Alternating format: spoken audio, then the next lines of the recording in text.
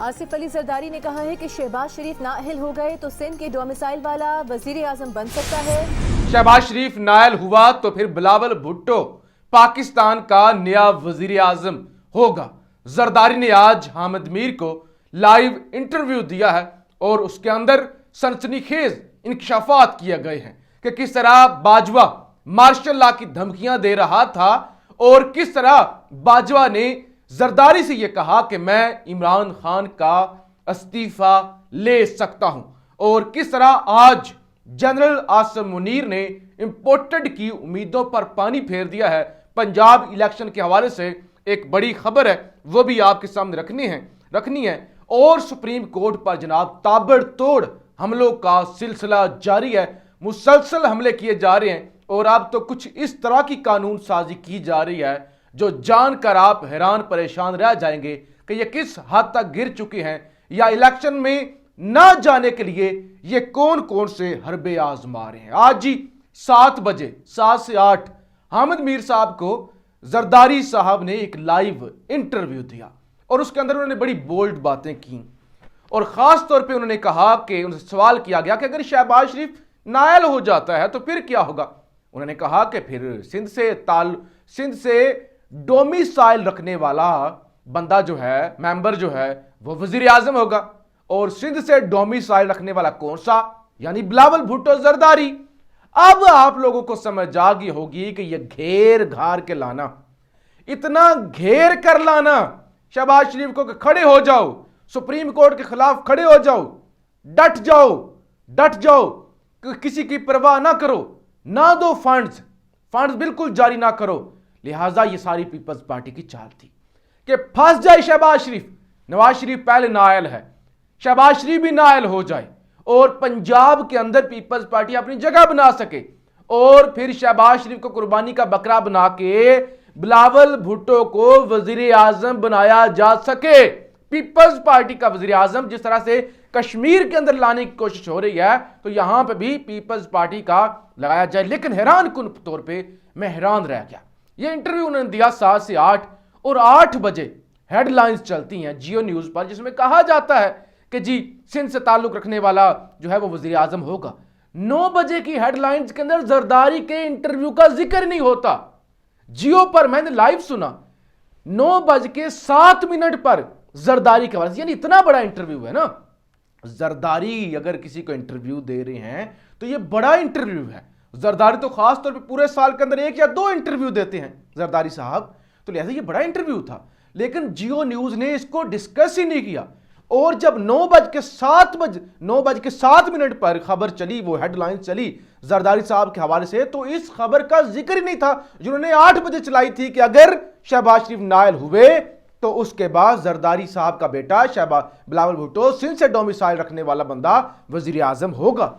इस खबर का जिक्र नहीं था और हैरान कुन तौर पे इतना बड़ा इंटरव्यू अभी तक, जब ये मैं रिकॉर्डिंग कर रहा हूं तो अभी तक जनाब वो जियो न्यूज के यूट्यूब चैनल पर अपलोड ही नहीं हुआ। हो सकता है बाद में हो जाए, हो सकता है एडिट करके उसमें कट शट करके कर दिया जाए, लेकिन नहीं हुआ। हैरान हूं मैं कि इतनी बड़ा इंटरव्यू और फेसबुक पर, अभी मेरे एक दोस्त ने मुझे बताया कि फेसबुक पर कुछ उसके क्लिप्स जरूर शेयर किए गए लेकिन वो सारी चीजें छुपाई जा रही हैं। इतना बड़ा इंटरव्यू हेडलाइंस के अंदर डिस्कस नहीं किया गया क्योंकि उसके अंदर उन्होंने बातें इस तरह से की। उन्होंने बाजवा साहब के हवाले से उन्होंने कहा, बाजवा ने कहा कि जो है वो 5 मिनट के अंदर मैं मार्शल लगा दूंगा, 5 मिनट के अंदर। तो मैंने कहा लगा दे। शेर के ऊपर बैठना बड़ा आसान होता है, उतरना बड़ा मुश्किल होता है। मैंने कहा इमरान खान का प्लान यह था कि अपना आर्मी चीफ लगा के, वो 3 या 4 नंबर वाला, यानी इशारा जनरल फैज की तरफ था कि अपना आर्मी चीफ लगा के इनका 2035 तक हुकूमत करने का मंसूबा था कि 2035 तक हम ही हैं। और उन्होंने कहा, बाजवा ने कहा कि आप अदम एतमाद वापस ले लें, आप इलेक्शन में जाने की हामी बने तो मैं इमरान खान से इस्तीफा ले लेता हूं। ये है न्यूट्रलिज्म, ये है न्यूट्रलिटी कि मैं ले लेता हूं, तुम हो कौन? यानी कोई भी आर्मी चीफ, मैं वजीर आजम से इस्तीफा ले लेता हूं अगर आप ये कहते हैं बाजवा ने हमें कहा। तो एक तरह तो ये सारा गेम चल रही है और जरदारी जाहिर है इनको वहां पर डबो के मारेगा ना, इनकी आने वाली नस्लें याद करेंगी कि हम किस शख्स के हत्थे चढ़ गए थे। अच्छा जी, ये तो एक तरफ। दूसरी तरफ जी, आज इन कैमरा सेशन हुआ कौमी असम्बली का। बहुत सारी उस हवाले से खबरें सुन चुके हैं आप कि हमने नए पाकिस्तान या पुराने पाकिस्तान के साथ नहीं, हमें अपने हमारा जो पाकिस्तान है हमें उसके साथ खड़ा होना है। हम नए या पुराने के साथ नहीं है, हमारे पाकिस्तान के साथ है। और फिर उन्होंने कहा कि दहशतगर्दी की जंग और इसके अंदर मुज़ाकरात की वजह से शय मिली। और फिर उन्होंने कहा कि पार्लियामेंट को फैसले करने चाहिए, अवाम का नुमाइंदा है, 50 साल पूरे हो चुके आइन को सलाम पेश करता हूं। लेकिन इस सब के अंदर ना जो उन्होंने अहम बात की, जो अहम उन्होंने बात की, उन्होंने ये बात की कि अल्लाह का शुक्र है मुल्क में कोई भी नो गो एरिया नहीं है, कोई भी नो गो एरिया नहीं है। यानी पूरे मुल्क पर जो है, पूरे मुल्क में अमन है, कोई नो गो ऐसा एरिया नहीं जहां पर रियासत की रिट बहाल ना हो। यह बहुत बड़ा बयान है। यानी आपने बता दिया कि वो इतनी भी अन्नी को नहीं मची हुई जिस तरह से मीडिया में दिखाया जा रहा है। सिक्योरिटी नहीं दे सकते जी, वो ये हो जाएगा, सिक्योरिटी कहां से लाएंगे जी, जो कौम जो है वो फौज जो है वो जंग में लगी हुई है। और पिछले दिनों ये भी खबरें आई कि कोई नया ऑपरेशन लॉन्च हो रहा है। और आज भी चीजें अभी सामने आएंगी, जो आज भी एक ग्रुप है जो कहता है कि ऑपरेशन शुरू करें, ग्रैंड ऑपरेशन शुरू करें वजीरिस्तान के अंदर भी। जबकि कुछ लोग हैं जैसे आर्मी चीफ खुद, वो कहते हैं कि नहीं, कोई नो गो एरिया नहीं, हमें कोई जरूरत नहीं है ऑपरेशन शुरू करने की, इंटेलिजेंस बेस्ड कार्रवाइयां जारी हैं। लेकिन इन लोगों का मकसद यह कि ऑपरेशन शुरू किया जाए, एक बहाना आ जाए, ऑपरेशन शुरू है, फौज उधर मसरूफ है, पंजाब के अंदर इलेक्शन हो नहीं सकता। तो लिहाजा वो भी सारी आज जो उम्मीदों पर ना आसम मुनीर साहब ने पानी फेर दिया। उन्होंने कहा नहीं, ऐसा नहीं, बिल्कुल। उन्होंने कहा कि हमें नए और पुराने पाकिस्तान की बहस को छोड़कर हमारे पाकिस्तान की बात करनी चाहिए। पाकिस्तान के पास वसाइल और अफरादी कुव्वत की कोई कमी नहीं है। अवाम के मुंतखब नुमाइंदे मंजिल का तयन करे। पाक फौज पाकिस्तान की तरक्की और कामयाबी के सफ़र में उनके भरपूर साथ देगी। अरकान कौमी असम्बली ने डेस्क बजाकर तालियों से आर्मी के ख्यालात का खैर मकदम किया। तो जाहिर है वो तो करना ही थे इन्होंने। अच्छा जी, आज फिर पर काटने के लिए सुप्रीम कोर्ट के 2-3 कानून साजियां करने की कोशिश की। एक तो जो डैम फंड है 16-16.5 अरब रुपए, वो करारदाद पेश की गई कि वो डैम फंड जो है वो कौमी खजाने के अंदर जमा करवाया जाए। यानी वो जो 2018 के अंदर उस वक्त के साकिब निसार साहब ने शुरू किया था, एक ब्लैकमेलिंग के वो कौमी खजाने के अंदर जमा किया जाए। अच्छा जी, फिर 184(3) में मजीद तरमीम का बिल भी मंजूर किया गया। और इसके अलावा जनाब 8 रुकनी बेंच जिन्होंने फैसला दिया था, अबूरी हुक्मनामा जारी किया था, और मजीद समाअत भी होगी कि इस बिल को हम मुस्तरद करते हैं, इस कानून साजी को, उसके हवाले से भी जो है वो बेंच का अदालती असलाहत बिल पर अमल दरामद रोकने का हुक्म पार्लिमानी अमूर में मुदाखलत है, ये भी जनाब आज करारदाद पेश की गई है। और फिर इलेक्शन से फरार की एक और कोशिश, कौमी असम्बली में supreme court review of judgment order का बिल मंजूर कर लिया गया। आला अदलिया के फैसलों पर नजरसानी का इख्तियार पार्लियामेंट को देने की तजवीज़, बिल आज कौमी असम्बली पेश किए जाने पर मुशावरत जारी। यानी अगर सुप्रीम कोर्ट कोई फैसला कर देती है, उस पर जो रिव्यू जजमेंट होगी ना, उसका इख्तियार जो है वो पार्लियामेंट को होगा। अब ये टोटल मजाक है, टोटल मजाक है। कैसे पार्लियामेंट को इख्तियार होगा? ये नहीं कि पार्लियामेंट की ताकत कम होनी चाहिए, पार्लियामेंट को इस मुल्क के अंदर सबसे तगड़ा ऐवान होना चाहिए, किसी की जुर्रत ना हो कोई वो कहे कि मैं इस्तीफा ले लेता हूं, या ये अवामी नुमाइंदों का ये ऐवान है ना। लेकिन पार्लियामेंट अदालत नहीं है, पार्लियामेंट अदालत नहीं है कि आप रिव्यू जजमेंट सुनेंगे। पार्लियामेंट के पास इख्तियार होगा। ये आप चबले मार रहे हैं, ये आप बेवकूफ़ी कर रहे हैं, लिहाजा लेकिन इस हद तक जा रहे हैं किसी तरह से आप वो जो है ना वो बचा सके। इसके अलावा जी, स्टेट बैंक अगले 72 घंटों में इलेक्शन कमीशन को 21 अरब रुपए जारी करे और 18 अप्रैल को रिपोर्ट जमा कराए। सुप्रीम कोर्ट का तहरीरी हुक्मनामा जारी हो चुका है।